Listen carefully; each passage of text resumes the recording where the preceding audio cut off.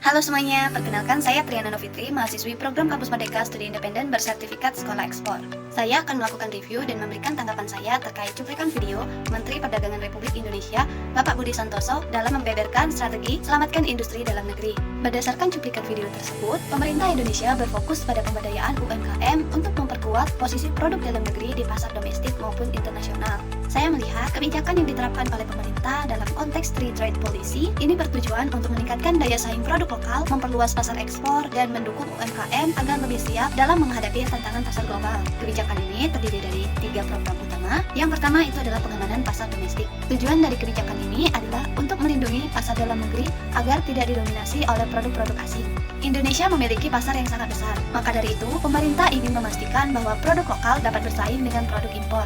Pengamanan pasar domestik ini juga mendorong UMKM untuk meningkatkan kualitas dan inovasi produk lokal guna bersaing dengan produk luar negeri yang akan meningkatkan daya saing produk Indonesia di pasar domestik maupun internasional. Yang kedua, perluasan pasar ekspor.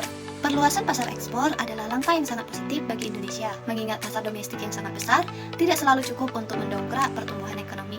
Kebijakan ini bertujuan untuk membuka pasar-pasar baru di luar negeri, terutama pasar-pasar non-tradisional seperti di Amerika Latin, Asia, dan Afrika. Dengan pasar yang lebih luas, Indonesia dapat meningkatkan daya saing produk-produk lokal dan memperkenalkan potensi produk Indonesia kepada dunia. Yang ketiga, peningkatan UMKM untuk ekspor. Peningkatan UMKM untuk ekspor ini sangat penting guna memastikan produk Indonesia dapat bersaing di pasar global. Kebijakan ini bertujuan untuk meningkatkan kemampuan UMKM dalam hal inovasi produk dan strategi pemasaran, sehingga dapat bersaing dengan produk-produk luar negeri yang dapat memenuhi kebutuhan pasar global. Secara keseluruhan, ketiga kebijakan ini dapat menciptakan ekosistem ekonomi yang lebih kuat dan berkelanjutan. Ketiga kebijakan ini juga menjadi langkah yang sangat strategis dan relevan dalam menghadapi tantangan pasar global untuk meningkatkan daya saing produk lokal dan meningkatkan pertumbuhan ekonomi Indonesia.